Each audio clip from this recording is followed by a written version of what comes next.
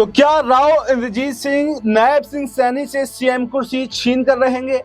और अगर सीएम कुर्सी नहीं मिली तो क्या राव इंद्रजीत सिंह कोई बड़ा खेल हरियाणा की राजनीति में कर सकते हैं? दोस्तों, चर्चाएं ऐसे ही नहीं हो रही हैं। जब से 12 विधायकों को आवाज पर जमा किया, चर्चाएं उसके बाद से हुई। और 12 विधायकों को छोड़िए, आरती राव तो खुद साफ कर चुकी हैं कि मेरे पिता की वजह से बीजेपी की तीसरी बार हरियाणा की सत्ता में वापसी हुई है। अगर मेरे पिता ना होते तो बीजेपी किसी भी हाल में चुनाव नहीं जीत सकती थी। हारा हुआ चुनाव हमने बीजेपी को जितवाया है। इसका क्या मतलब है, आप खुद बताइए। कभी क्रेडिट राव इंद्रजीत सिंह ने नहीं लिया, लेकिन अपनी बात को मनवाने के लिए इस बार जिस तरह से आरती राव आगे आई हैं, अब शायद उन्होंने आर पार का मूड कर लिया है कि अगर बड़ी जिम्मेदारी नहीं मिलेगी तो फिर मैं चुप नहीं बैठा। राव इंद्रजीत सिंह ने तो जैसे तैसे अपनी राजनीति गुजार दी, अपनी वैल्यू को शायद नहीं समझा, लेकिन आरती राव अपने और अपने पिता की वैल्यू को समझ चुकी हैं। क्योंकि आपको याद होगा, जेजेपी ने खुद ये कहा, जेजेपी के जो बड़े नेता हैं उन्होंने साफ तौर पर कहा कि राव इंद्रजीत सिंह ने कभी अपनी कीमत ही नहीं पहचानी। पहले उन्होंने अपने आप को भूपेंद्र हुड्डा के हाथों बेच दिया, उनकी हाँ में हाँ मिलाते रहे, और अब 2014 के बाद से बीजेपी के पास उन्होंने खुद को गिरवी रख दिया। अगर उन्होंने अपनी पार्टी बनाई होती या फिर छोटे दलों के साथ में मिले होते तो आज हरियाणा के मुख्यमंत्री राव इंद्रजीत सिंह होते। और अगर आप तमाम समीकरणों पर नजर डालेंगे, दक्षिण बेल्ट पर जो पकड़ राव इंद्रजीत सिंह रखते हैं, तो इस बात में कोई दो राय नहीं है कि आज हरियाणा के मुख्यमंत्री राव इंद्रजीत सिंह होते।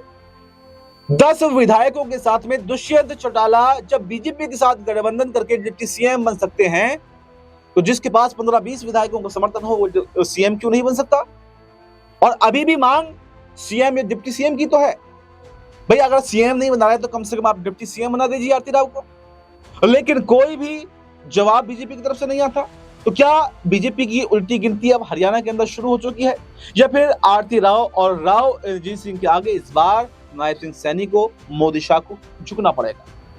क्योंकि अगर कहें तो एक साधारण तरीके से राजनीति करी है राव इंद्रजीत सिंह ने।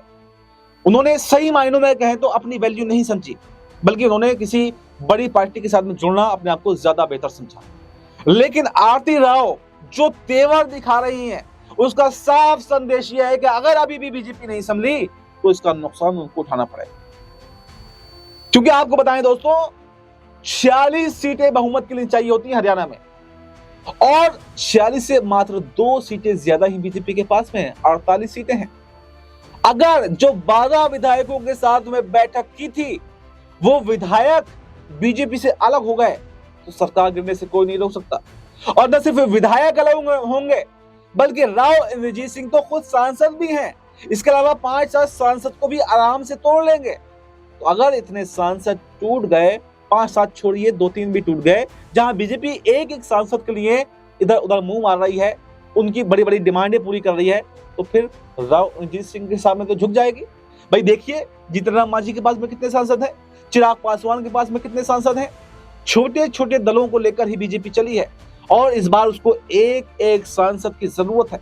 तो अगर इस तरह से खेल चलता रहा तो सरकार चल नहीं पाएगी, टिक नहीं पाएगी। पहले तो क्या हुआ, एक आध बार राव इंद्रजीत सिंह ने इधर से उधर जाने की कोशिश की तो उनको मना लिया गया, कोई जिम्मेदारी भी नहीं दी गई, 75 साल वाला समीकरण भी लागू उनके ऊपर कर दिया, वरिष्ठ नेता बताकर साइडलाइन भी उनको कर दिया, कोई जिम्मेदारी नहीं दी गई, सिर्फ बातों से उनको मना लिया गया। लेकिन बात है अब नई पीढ़ी की। तो एक बात तो क्लियर है कि आरती राव ने अब ये मन बना लिया है कि वो झुकेंगी नहीं, क्योंकि डिनर डिप्लोमेसी के बाद में खुद नायब सिंह सैनी अपनी पत्नी के साथ में आरती राव के आवास पर भी पहुंच गए। तमाम विधायकों के जो नाम सामने आए उनको बीजेपी ने बुलाया भी, लेकिन तमाम विधायक आज भी डटकर अगर कहें तो आरती राव के साथ में, राव इंद्रजीत के साथ में खड़े हुए हैं।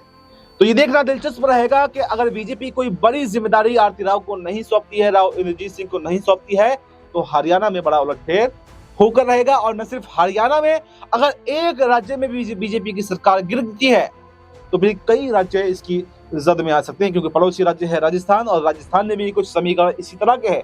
किरोड़ी लाल मीणा है, वसुंधरा राजे हैं, जो भजनलाल शर्मा से नाखुश हैं, जो भजनलाल शर्मा पर आरोप लगा रहे हैं अगर हरियाणा में सरकार गिरी तो राजस्थान भी तैयार है। और न सिर्फ राजस्थान, इसके अलावा कई राज्यों में जहां रबड़ स्टैंप मुख्यमंत्री के आरोप बीजेपी पर लगते हैं, उन्होंने बनाए हैं, उन तमाम राज्यों में बीजेपी की जो नैया है वो डूब सकती है। दिल्ली भी इसकी सद में आ सकता है, भले ही विधायकों की संख्या कम भले आम आदमी पार्टी के पास में हो, लेकिन जब एक लहर जिस तरह से चलती है तो उस लहर में, जैसे 2014 में मोदी जी की लहर चली थी, पूरे विपक्ष को डुबो दिया था। जब लहर के बाद में जब बगावत चलती है तो बगावत भी ऐसी उठती है और पूरी की पूरी सत्ताएं जो हैं वो तख्तो-तराज हो जाती हैं, पूरी की पूरी सत्ताएं पलट जाती हैं। तो क्या अब मोदी शाह का भी जो खेल है वो खत्म होने वाला है, क्योंकि संजय जोशी के राष्ट्रीय अध्यक्ष बनाने की बात भी चल रही है। यानी अगर कहें तो चौतरफा मुश्किलें इस समय बीजेपी की बढ़ रही हैं, मोदी शाह की बढ़ रही हैं, और हरियाणा उसके लिए उदाहरण बन सकता है। राव इंद्रजीत सिंह, आरती राव यहाँ पर बड़ा खेल कर सकते हैं। तो ये देखना दिलचस्प रहेगा कि 12 विधायकों में क्या कोई विधायक साथ छोड़ता है राव इंद्रजीत सिंह का, या फिर ये कुनबा और भी ज्यादा बढ़ता है। क्योंकि अनिल विज जो काफी ज्यादा अपने बागी तेवरों के लिए जाने जाते हैं, कुछ समय पहले नायब सिंह सैनी के खिलाफ बगावत भी उन्होंने छेड़ी थी, वो अनिल विज भी राव इंद्रजीत सिंह का समर्थन कर रहे हैं। हालांकि राव इंद्रजीत सिंह और अनिल विज के रास्ते हमेशा अलग अलग रहे हैं, लेकिन अनिल विज ने खुद ये कहा कि अगर डिनर पार्टी में उन्हें इनवाइट किया गया होता, उन्हें बुलाया गया होता, तो वो जरूर राव इंद्रजीत सिंह की पार्टी में पहुंचते। यानी उन्होंने साफ कर दिया कि राव इंद्रजीत सिंह के बगावत में वो शामिल हैं, उनके साथ ही वो पार्टी छोड़ सकते हैं। क्योंकि राव इंद्रजीत सिंह जहां मुख्यमंत्री पद के दावेदार थे, तो वहीं एक तरफ अनिल विज भी अपने आप को मुख्यमंत्री के रेस में देख रहे थे। क्योंकि पिछली सरकारों में भी जो है बड़ी जिम्मेदारी अनिल विज संभाल चुके हैं, गृह मंत्रालय संभाल चुके हैं, और जिस तरह से दिलचस्पी वो दिखाते हैं, वरिष्ठता के आधार पर भी जो विधायक हैं तमाम, उनमें सबसे वरिष्ठ अगर कोई है तो अनिल विज है, लेकिन मात्र उनको सड़क एंड परिवहन मंत्रालय देकर सौंप कर जो है शांत करा दिया गया।